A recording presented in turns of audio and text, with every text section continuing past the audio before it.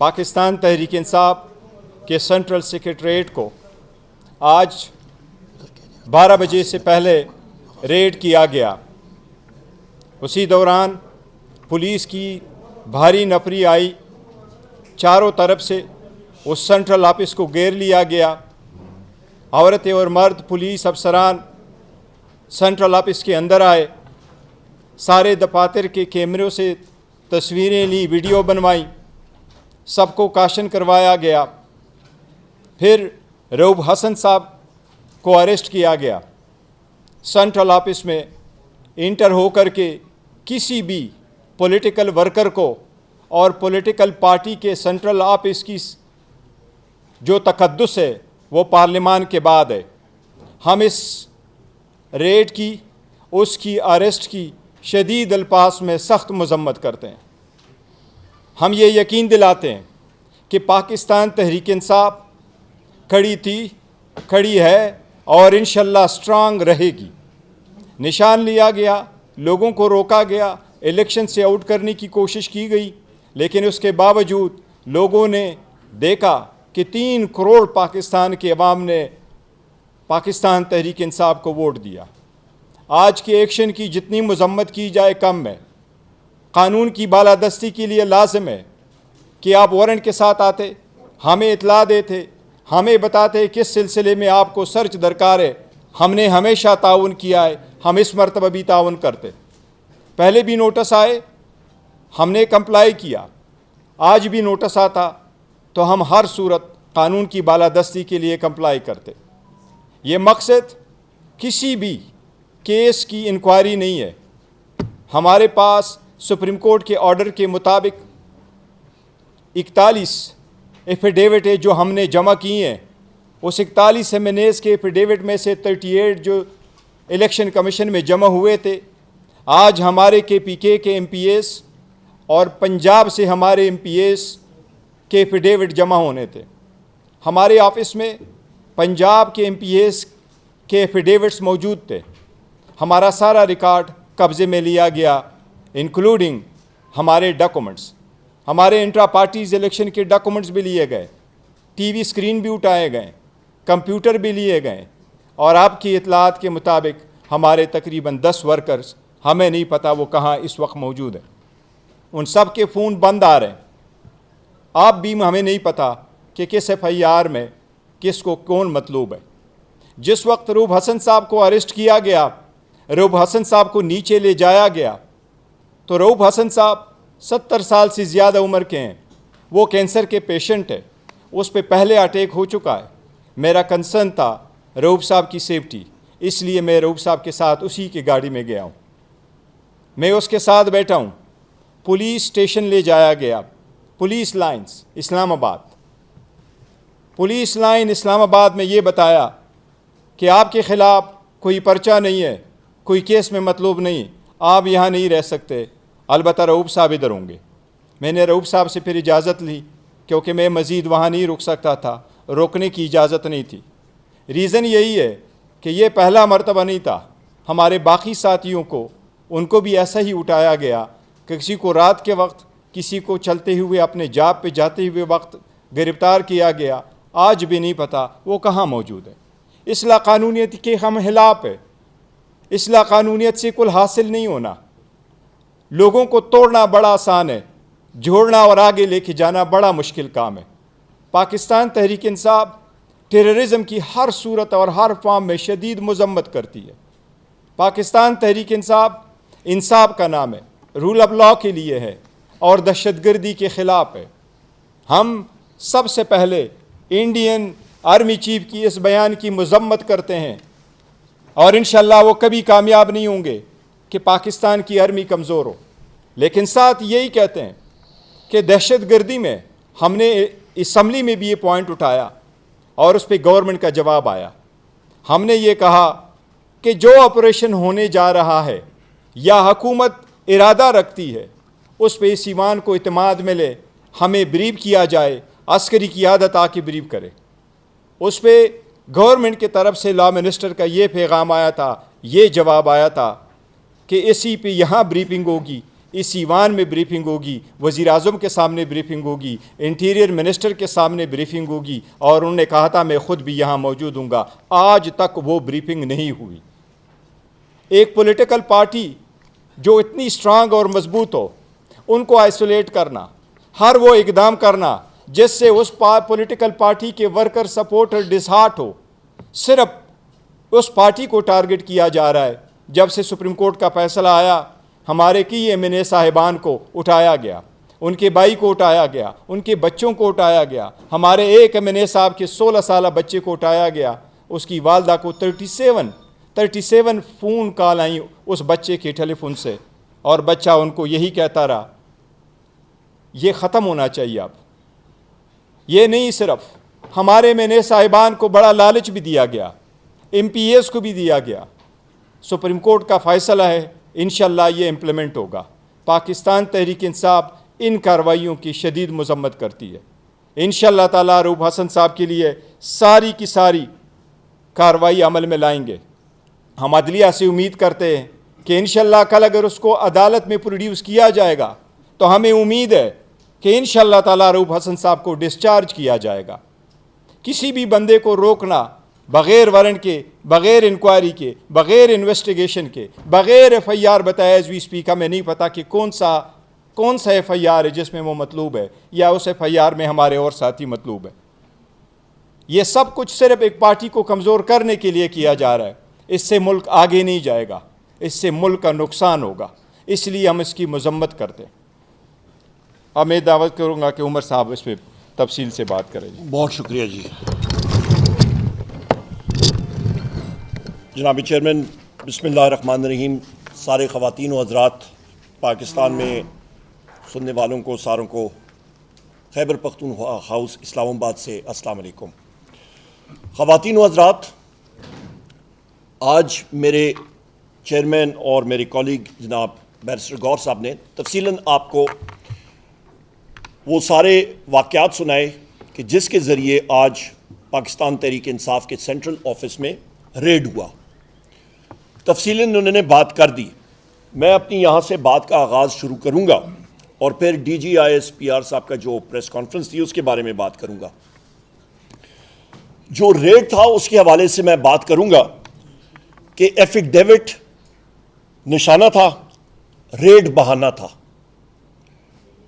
इस वक्त आगाज़ मैं यहाँ से करूँगा कि इस फॉर्म 47 गवर्नमेंट और इंटेलिजेंस एजेंसीज़, उनको ये चीज़ बिल्कुल ही हज़म नहीं हो रही कि सुप्रीम कोर्ट ने जो फैसला अपना सुनाया उस पे रिज़र्व सीट्स के हवाले से माइनॉरिटीज़ का उसमें इंक्लूडेड है कि वो पाकिस्तान तहरीक इंसाफ को क्यों मिले। आए दिन आप कभी नवाज शरीफ की कॉन्फ्रेंस सुनते हैं, कभी मरियम नवाज की, कभी शहबाज शरीफ की, कभी तारड़ की सुनते हैं, और ये बात होती है कि पाकिस्तान तहरीक इंसाफ को क्यों ये सीटें दी जा रही हैं। यहां पे बात हम लोग शुरू करेंगे कि मैं अपने अजीम कायद वजीर आजम इमरान खान साहब को कोट करूंगा। वो हमेशा क्या बात करते हैं, ख़वातीन हज़रात, वजीर आजम इमरान खान साहब बात करते हैं कि जिस मुल्क में आइन और कानून की बालादस्ती नहीं होगी, रूल ऑफ लॉ नहीं होगा, वहां पे आपकी सरमायाकारी नहीं होगी। जब सरमायाकारी नहीं होगी, आपका कारोबार नहीं चलेगा। आपका कारोबार नहीं चलेगा, मुल्क तरक्की नहीं करेगा। मुल्क तरक्की नहीं करेगा, वहां पे आपकी बेरोजगारी बढ़ेगी। बेरोजगारी बढ़ेगी, जराइम बढ़ेंगे, दहशतगर्दी बढ़ेगी। रूट कॉज पे जाएं, असली वजह पे जाएं, इधर उधर की बातें छोड़ दें। यहां पे आपको यह भी दिलाता चलूं कि जिस वक्त पाकिस्तान तहरीक इंसाफ की हुकूमत के खिलाफ वोट ऑफ नो कॉन्फिडेंस और लंदन प्लान का इजरा हुआ और वो शुरू हुआ, मईशत की ग्रोथ रेट 6% से ज्यादा थी, और ये कोई हमने नहीं डिक्लेयर की, ये आपकी PDM गवर्नमेंट और इसाक डाल ने डिक्लेयर की थी। ये बात अहम है याद करने की। उसके फौरन अगले साल आपकी ग्रोथ रेट मनफी में चली गई। इस साल देख लें, ना होने के बराबर। मईशत के परखच्चे उड़ गए इनकी गलत पॉलिसीज की वजह से। बात जब हम लोग करते हैं आइन और कानून की, ख़वातीन व हज़रात, तो एंटी टेररिस्ट कोर्ट्स और एंटी टेररिस्ट के कवानीन और जो जितने भी CRPC के कवानीन है, हमें जितने यहाँ पे बैठे हैं, हमारे खिलाफ इंसदाद दहशत गर्दी की अदालतों के पर्चे हैं। आए दिन हम लोग जा रहे होते हैं अदालतों में। हम मुहब्बे वतन लोग हैं, हमारे खिलाफ वो कौन सी अथॉरिटी है जो कि ये पर्चे देती है और कहती है कि जी आप मुहब्बे वतन नहीं है? हमसे बड़ा पाकिस्तान तहरीक इंसाफ से बड़ा या वज़ीर आज़म इमरान खान से बड़ा कोई भी और मुहब्बे वतन पाकिस्तानी नहीं है। कोई अथॉरिटी हम लोग नहीं मानते कि वो ठप्पा लगा के रेगुलेटरी अथॉरिटी आपकी मुल्क की वफादारियों के देते हैं। पाकिस्तान की अवाम ने, पाकिस्तान तहरीक इंसाफ को 3 करोड़ अवाम ने पाकिस्तान तहरीक इंसाफ को फॉर्म 45 में कामयाब कराया और हमारी 180 सीटें आईं और हमारी हुकूमत रिजर्व सीट्स बना के 2/3 से भी ज़्यादा अक्सरियत से बनती थी। हम लोग जब बात करते हैं कि जो DGISPR ने बात की कि आप इल्लीगल स्पेक्ट्रम की बात करते हैं, बड़ा अच्छा लफ्ज़ है, इंग्लिश की डिक्शनरी में इजाफा हो रहा है कि इल्लीगल स्पेक्ट्रम। आए फिर इल्लीगल स्पेक्ट्रम पे बात करते हैं तो सबसे पहले तो अपने मोहसिन नकवी जो आपका निगरान वजीर आला था, उसके दौर में 450 अरब रुपए की जो गंदम यहां पे खरीदी गई और फिर पंजाब के काश्तकारों की रीढ़ की हड्डी तोड़ी गई, उनसे उनका खून पसीने की कमाई जो है उनका नवाला छीना गया उनके मुंह से, और गंदम किसानों से नहीं खरीदी गई, बाहर से इंपोर्ट की, और उसके बाद अभी एक्सपोर्ट्स की तैयारियां हो रही हैं। तो 450 अरब रुपए का वो तो पहले कमीशन बिठाए ना, उस पर इन्वेस्टिगेट करें। काकड़ जो साबका वजीर आजम था, निगरान वजीर आजम, उसकी और हनीफ अब्बासी की सोशल मीडिया पर खटपट हुई। काकड़ ने कहा कि, बल्कि हनीफ अब्बासी ने उसको याद दिलाया कि आप लोगों ने गंदम की इंपोर्ट की 450 अरब की, तो काकड़ ने उसे याद दिलाया फिर मैं अपना जिस वक्त बात करूंगा फॉर्म 45 की, फिर आप लोग भागेंगे, फिर दूसरे लोग उसमें पड़े और उसका रफा दफा किया, उसका भी आप खोलें। फिर उसके बाद फिर आप बात करते हैं पेट्रोलियम की स्मगलिंग की, गाड़ियों की स्मगलिंग की, नॉन कस्टम पेड गाड़ियों की। आप बात करते हैं सिगरेट की, तंबाकू की स्मगलिंग की। बड़ी अच्छी बात, मुझे यह बताया जाए कि पंजाब में या सिंध में, पंजाब के पटवारी वहां पे खड़े हैं क्या बॉर्डरों पे? बलूचिस्तान KP में और सिंध में क्या पटवारी वहां पे खड़े हैं अपनी कलम दुआद लेके और अपने रजिस्टर लेके बॉर्डरों की हिफाजत के लिए? आप उस चीज पे आए, हमें बताएं कि ये पेट्रोलियम प्रोडक्ट्स खवातीन और हज़रात स्मगल कैसे हो रहे हैं, क्यों हो रहे हैं? 500 अरब रुपए की आपका पेट्रोल जो है वो ईरान से स्मगल होकर पाकिस्तान आता है। कोई रात को कोई मखलूक से पाकिस्तान लाती है। एक एक ट्रक पे जो है वो तकरीबन 30 से 35 लाख रुपए दिया जाता है। उसमें पहले आए, उसको टारगेट करें, उन लोगों को टारगेट करें। वो वसाइल तो ना असद कैसर साहब के पास है, ना बैरिस्टर गौर साहब के पास है, ना खालिद खुर्शीद साहब या शोएब शाहीन या मेरे पास, शोएब शाहीन साहब या मेरे पास तो नहीं है। वो जिन लोगों के पास हैं वो टारगेट करें, एजेंसीज उन लोगों को टारगेट करें। उसके बाद मैं यहां पे ये भी बात करता चलूं कि DGISPR को आर्टिकल 7 में हर बार कौमी असेंबली में बैसियत लीडर ऑफ द ऑपोजिशन मैंने काफी बार पढ़ा है, मैं एक बार फिर पढ़ के आपको सुना देता हूं। मुझे याद है आर्टिकल 7 रियासत की तशरीह करता है। रियासत होती क्या चीज है? रियासत होती है आपकी वफाकी हुकूमत, आपकी मजलिस शूरा सेनेट नेशनल असेंबली, आपकी सूबाई हुकूमत, आपकी सूबाई असेंबली, आपका TM तहसील म्यूनसिपल एडमिनिस्ट्रेशन आपकी रियासत है जो कि टैक्स आयद कर सकता है। आपके सिक्योरिटी एजेंसीज, इंटेलिजेंस एजेंसीज, आपकी पुलिस, आपकी मुसल्लह अफवाद, ये आपके टूल्स हैं, यानी कि औजार हैं रियासत के। इन्होंने जो रियासत ने कहना होता है वो करते हैं। और आज की जो DGISPR की प्रेस कॉन्फ्रेंस थी खवातीन हज़रात, मैं आपको वाज़े तौर पर बात करता हूं कि इसको कानून में कहते हैं इंडाइटमेंट। ये सिविलियन हुकूमत जो फॉर्म 47 की हुकूमत है, ये इसके खिलाफ, इसकी नाअहली के खिलाफ प्रेस कॉन्फ्रेंस थी कि ये डिलीवर नहीं कर पा रहे हैं, ये इनके चीज हाथ में है नहीं चीजें। लिहाजा सिविलियन गवर्नमेंट को भी जरा होश के नाखून लेने चाहिए कि उनकी ये प्रेस कॉन्फ्रेंस या जरूरी करनी थी तो वो आपका तारण कर लेता, या XYZ को ही वहां पे उठ के कर लेते। और DGISPR को माजरत के साथ ये प्रेस कॉन्फ्रेंस उसकी बनती नहीं थी। वो रियासत का एक टूल है, एक औजार है, रियासत नहीं है। इसके साथ साथ यहां पे मैं ये भी कहता चलूं, DGISPR ने कहा जनाब के कवानीन बनने चाहिए, कवानीन होने चाहिए। बिल्कुल, जो हमारे पास इस वक्त कवानीन हैं, जो इंसदाद दहशतगर्दी के कवानीन हैं, बहुत सारे कवानीन हैं, उस पर तो मैंने पहले बता दिया, उसको वेपनाइज किया जा रहा है पाकिस्तान तहरीक इंसाफ के खिलाफ। जो शख्स बात करता है, आज जो इन्होंने डिजिटल टेररिज्म के बारे में बात की है और कहा कि जी लोग जो गलत बयानी करते हैं या नैरेटिव बनाते हैं, क्या अभी हम लोग जब सवाल करते हैं कि हमारे ऊपर ये कवानीन गलत तौर पर इस्तेमाल हो रहे हैं, क्या ये भी डिजिटल टेररिज्म है? अभी हम लोग क्या ये हक भी खो जाएं कि हमारे जो मीडिया के साथी यहाँ पे बैठे हैं, जो आप सारे कैमरामैन और सारे के सारे आपके साथी रिपोर्टर्स बैठे हैं, आप बात करेंगे, सवाल पूछेंगे तो आप भी डिजिटल टेररिस्ट हैं? ये नहीं हो सकता। और जो मिसाल दी है माशाल्लाह, उन्होंने मिसाल कौन से मुल्कों की दी है? कोई वो यूरोपियन ममालिक की देते, कोई वहाँ जहाँ पे वो जमहूरियत है वहाँ की देते। मिसाल किसकी देते हैं?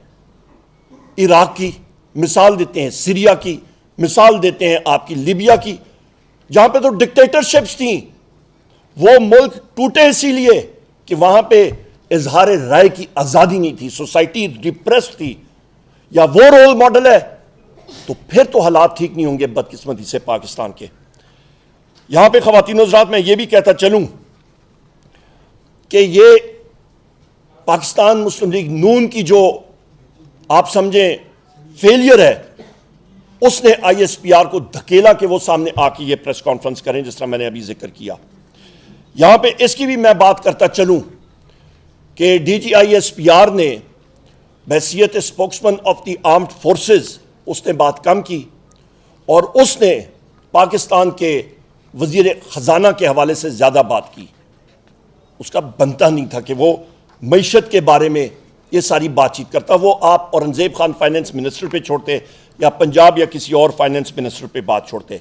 यहां पे एक और चीज DGISPR ने बात की कि आपके इस इलीगल स्पेक्ट्रम में बेनामी अकाउंट्स के बारे में बात की, इन चीजों के बारे में बात की। तो आपका वजीर आजम शहबाज शरीफ फॉर्म 47 का, उससे जाके पूछे ना कि भाईजान वो मकसूद चपड़ासी था और कौन था जी, 2-3 और भी ऐसे लोग थे जो फौत भी हो गए, इस दुनिया से चले गए। तो वो पापड़ वाला पता नहीं कौन था, वो फालूदे वाला, पापड़ वाला, फलाने वाला, वो सारे इस दुनिया से चले भी गए। तो पहले आगाज तो उधर से जाए ना। प्राइम मिनिस्टर हाउस का एड्रेस तो फलानों को पता है, जाके पूछें, क्वेश्चनर उधर सामने सवालनामा रखें और कहें कि जी वे बेनामी अकाउंट्स का आप हमें हिसाब दें। जो वो अयान साहिबा थी जो फ्रंट करती थी, उस पर नाम आसिफ अली जरदारी का आता था।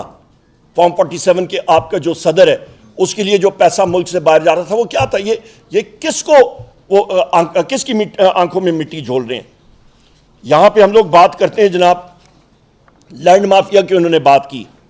तो अभी मैं अखबार में पढ़ रहा था कि जनरल बाजवा साहब के समधी हैं, मेरा ख्याल उनका मिठू उनका कोई नाम आता है, उससे साबिर मिठू, उससे बात पूछे ना, उसके सामने सवालनामा रखें कि भाईजान ये अरबों रुपए की प्रॉपर्टीज आपकी आ रही हैं, तो किधर से आ रही हैं? आगाज करें ना घर से, हम आपके साथ देते हैं, बेफिक्र हैं। पाकिस्तान तहरीक इंसाफ, वजीर आजम इमरान खान साहब ने हमेशा कहा है हम लोग सफ़े अव्वल में होंगे करप्शन के खिलाफ, बिस्मिल्लाह करें। फिर आप जनाबे वाला जिस वक्त नार्को यानी कि मंशियात के हवाले से स्मगलिंग के बारे में बात करते हैं, बिल्कुल सही बात है, मंशियात की स्मगलिंग पाकिस्तान में अरूज पे जारी है। कौन कर रहा है? उन लोगों को सामने लाएं, उनको पकड़ें, DG ANF को कहें कि सामने लाएं। आप ये सारी चीजें जब तक नहीं करेंगे काम नहीं होगा। आपका फोकस हुआ है, हमारा साथी है मुराद सईद साहब रिपोर्ट्स हैं, क्योंकि उसने ये हिम्मत की कि उसने पॉइंट आउट किया कि मलकंड के एरिया में कई लोग आ रहे हैं, दहशतगर्दी को फरोग दे रहे हैं। उस शख्स ने, उस नौजवान ने इजसारत की, उसने कहा जी जनूबी अजला से ये नेक्स्ट टारगेट होगा। उसके खिलाफ क्या हुआ? रियासत को तो सबसे पहले उनसे माफी मांगनी चाहिए। और रियासत से मुराद मेरा रियासत के औजार नहीं, जो आपकी हुकूमत है वो भी, और सारी की सारी रियासत। फिर उससे माफी मांगे कि जी आप सही कहते थे और उसके खिलाफ जो केसेस झूठे बने हुए हैं वो ख़त्म होने चाहिए। इसके साथ साथ जनाब ख़वातीन व हज़रात, यहाँ पे ये मैं बात करूँ कि DGSPR ने कहा जनाब कि ये सारी चीज़ें इल्लीगल स्पेक्ट्रम ये इसलिए ज़्यादा हुआ, स्मगलिंग मंशियात की, पेट्रोलियम प्रोडक्ट्स की, तंबाकू की, आपके नॉन कस्टम पेड व्हीकल्स की, गाड़ियों की स्मगलिंग इसलिए हुई क्योंकि हुकूमत ने इंपोर्ट्स रोकी, उसको करटेल किया। आपकी यादाश्त के लिए ज़रा इंटरनेट खोल के देख लें कि ये रिस्ट्रिक्शंस या रुकावटें किसने लगाई थी? ये इसाकदार ने लगाई थी जब PDM 1 की हुकूमत आई थी, और उसके बाद आपका जो ये केयरटेकर गवर्नमेंट आई थी उसने लगाई थी, उसने कंटिन्यू की है, आज तक वो जारी है। और मैंने अपने बजट स्पीच में भी इसके बारे में जिक्र किया। तो फिर जिम्मेदार कौन हुआ? उसको जाके पकड़े, वो तो आपके अपने हुक्मरान इधर बैठे हुए हैं, तो उनसे जाके पूछताछ करें। अहम बात यह है, आखिरी 2-4 पॉइंट्स लेके फिर हम लोग सवाल जवाब पे आते हैं। नेक्टा के बारे में बातचीत की, बड़ी अच्छी बात है। नेक्टा बना था 2008 में, 8 के बाद शुरू हुआ उसके ऊपर, फिर इनैक्ट हुआ, फिर कानून साजी हुई वगैरह वगैरह, रिपोर्ट्स आई। तकरीबन आपके 13 और तकरीबन ये 15-16 साल से ज़्यादा है। तो 2.5-3 साल तो PTI की हुकूमत थी मरकज़ में और 2 सूबों में। हम लोग ये पूछना चाहते हैं कि 3 साल को अलहदा करके आप ये, और इन 3 सालों में देखें कि दहशतगर्दी कम हुई या ज़्यादा हुई, और उसको हम लोग डंके की चोट पे बात करेंगे कि दहशतगर्दी उस दौर में वज़ीर आज़म इमरान खान साहब के टाइम पे कम हुई, ज़्यादा हुई तो किसके दौर में हुई, उसको फिर सामने लाएं। ये हाइब्रिड निज़ाम और ये चीज़ें नहीं चल सकती। इसके साथ साथ आप बात करते हैं कि ये नेक्टा और FATF जो बना था, ये नेक्टा बना किस तरह था, और इसको अमली जामा FATF की वजह से बनाया गया था। यहां पे ख़वातीन और हज़रात मैं आपसे ये भी कहता चलूं कि जो हमारे वज़ीर आला अली अमीन खान गंडापुर साहब ने बड़ी अच्छी स्टेटमेंट दी है कल, और उन्होंने कहा है कि जो लोग रियासत का नाम लेके कवर लेते हैं उनको एक्सपोज करें, उनको सामने आना चाहिए। जो बनू का हादसा हुआ, हमारे लोग भी गए, हमारी साथी भी वहां पे गए मरहम रखने के लिए। हमने क्या बात की? हमने यही बात की कि उस इंसिडेंट का एक इंडिपेंडेंट जुडिशल कमीशन होना चाहिए, जो अभी बन रहा है। इंशाअल्लाह इंक्वायरी करें, सही तरीके से करें। आप ये नहीं कह सकते हैं जिस तरह के मेरे चेयरमैन और साथी जनाब बैरिस्टर गौहर साहब ने कहा कि एक सियासी पार्टी को आप टारगेट करना चाहें, क्योंकि आप और ये मुस्लिम लीग नून और ये लोग उस सियासी पार्टी को, पाकिस्तान तहरीक इंसाफ को, फील्ड में वो कुछ कर नहीं सकते हैं, तो लिहाजा ये उन्होंने औजार बनाए, ये टूल्स के साथ आप उसको, ये गलत कवानीन के साथ उसके पीछे पड़े हुए हैं। मैं ख़वातीन और हज़रात आखिर में आखिरी एक चीज़ बात करके फिर हम लोग क्वेश्चन आंसर का शुरू करते हैं। रऊफ़ हसन साहब उम्र रसीदा शख्स हैं, बड़ी उम्र के शख्स हैं, जिस तरह बताया कि कैंसर पेशेंट हैं। रऊफ़ हसन साहब के साथ अहमद जंजुआ साहब, आपके रिजवान अहमद साहब, आपके जनाब वाला ग़ुलाम शबीर साहब, आपके अताउर रहमान साहब, आपके फरीद मलिक साहब, आपके मुदस्सर चौधरी साहब, और आपके मलिक नौमान अहमद साहब, आपके जनाब फैज़ान मलिक साहब, और आपके जनाब नसीम केड़ा साहब, आपके प्रोफेसर मज़र साहब, और खालिद महमूद गुजर साहब। ये वो इन्फोर्स डिसअपीयर्ड पर्सनस हैं जिनको रात के अंधेरे में गायब किया जाता है। हम लोग बात करते हैं कि जी और कवानीन होने चाहिए। ओ भाई, जो कवानीन हैं, जो आइन और कानून के सिलसिला है, उस पर तो अमल दरामद करें ना। आपके जिस वक्त आपके 6 जजेस इस्लामाबाद हाई कोर्ट के एक तहरीरी खत भेजते हैं सुप्रीम जुडिशल काउंसिल को, आपके सरगोदा के एंटी इंसदाद दहशतगर्दी के कोर्ट अदालत के जज एक तहरीरी खत भेजते हैं और कहते हैं कि इंटेलिजेंस एजेंसी के एजेंट्स ने उठाया। अभी मैं इंटेलिजेंस एजेंसीज के नाम लूँ तो वो प्रेस कॉन्फ्रेंस में वो बीपिंग शुरू हो जाएगी, वो आप सेंसर करना शुरू हो जाएंगे। ये तो हमारी आज़ादी है प्रेस की, ये हाल है हमारी। तो वो प्रेस कॉन्फ्रेंस सेंसर होने से मैं इसलिए नाम अभी नहीं लेता, वरना फ्लोर ऑफ द हाउस पे बाकी जगहों पे मैं खुला लेता हूं। सो लिहाजा मुझे ये बताएं कि जहां पे आप बात भी नहीं कर सकते हैं, आपकी बात करने पे कतकन, आपकी सोच पे कतकन, आपका रोल मॉडल गैर जमहूरी ममालिक और गैर जमहूरी हुकूमतें, आप कैसे मुकाबला करेंगे? और आपके अपने जो हुक्मरान हैं वही सबसे बड़े चोर और डकैत बैठे हुए हैं और आप उनकी हिफाजत, उनको तहफ़्फ़ुज़ दे रहे हैं। तो लिहाजा खुदारा ये चीज़ें ना करें। और यहां पे जब ऐसे इदारे जब उठ के तो उन लोगों का डिफेंस में बात करते हैं, शुगर कोटेड अल्फाज में बात करते हैं, मुस्लिम लीग नून की को डिफेंड करते हैं, पीपल्स पार्टी को डिफेंड करते हैं, इन पार्टियों को डिफेंड करते हैं, ख़वातीन व हज़रात वो बात अवाम के दिल, अवाम जो है वो उसको अप्रिशिएट नहीं करती, उसको कोई दाद नहीं देती। बहुत शुक्रिया आप